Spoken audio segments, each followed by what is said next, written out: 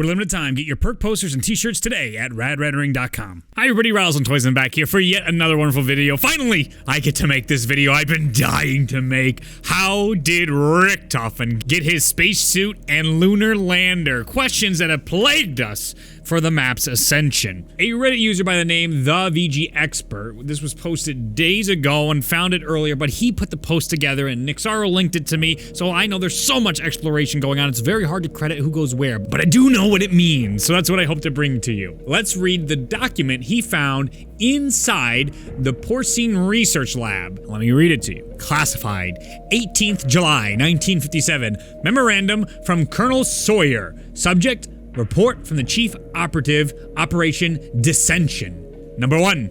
New drop from operative inside the Ascension Group. Confirms DOD and CIA suspicions. The Ascension Group has successfully completed work on a function matter transference device, or MPD. Operatives confirm Dr. Gersh oversaw the project. Number 2. As of now, their teleportation test subjects have been limited in scope. No human testing currently. Furthest they've gone thus far is trials involving monkeys, which were successful.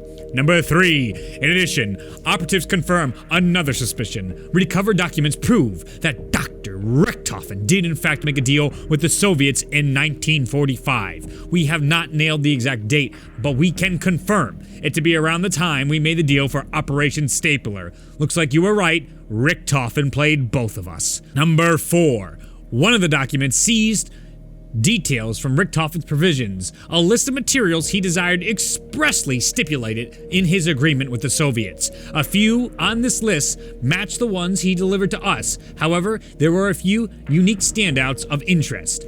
1 pet monkey, 1 recording of Igor Stravinsky's The Rite of Spring, 1 cosmonaut spacesuit, and 1 lunar lander, coordinates to be specified, 1 miniature replica of St. Basil's Cathedral, 1 Fabberg egg yolk, and 1 bottle of Stalin's vodka to see what all the fuss is about. Not sure what to make of all this. Purnell. Whoa, that's a lot of information coming at you. So let me tell you and explain bullet by bullet. The first one, because you might not know what the hell's going on. You might have joined in BO3 and you might be very confused with the current storyline. This is going back to the original roots of Call of Duty Zombies. This Purnell guy we hear so much about, or Purnell we've heard him called as well.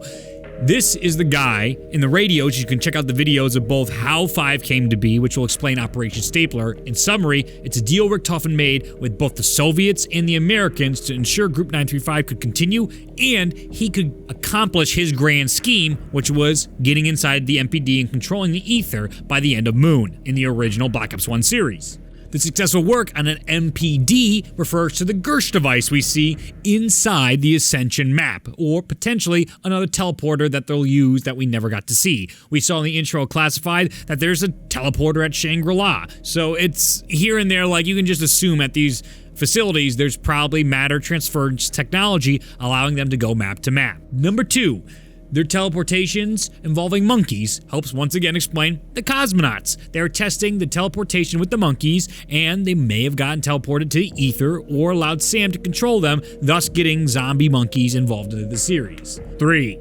Getting back to the deal Richthofen made with both the Americans and the Russians. Stapler is Richthofen sending scientists from Darius after the war to America and also to the Soviets. There was something inside the CIA terminal back in Black Ops 1. You need to type in codes to access secret servers. It is mind-boggling. They found a way to make this all work and connect. In summary, there was a server in there talking about the Darius massacre, where the Soviets and the Americans fought over the scientists at Darius, especially because the zombies were still having an outbreak there.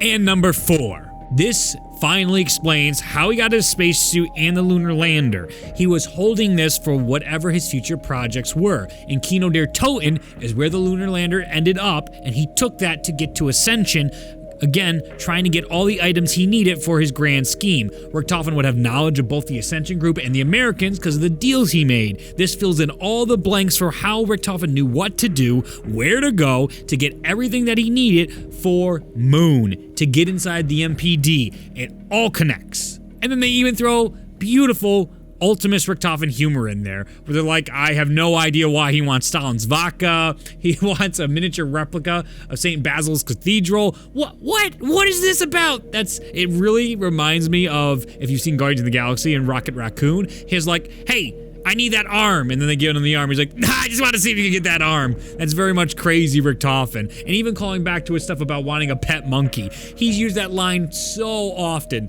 inside Call of Duty Zombies. It seems to be a running gag. Even Monty comments about it at one point.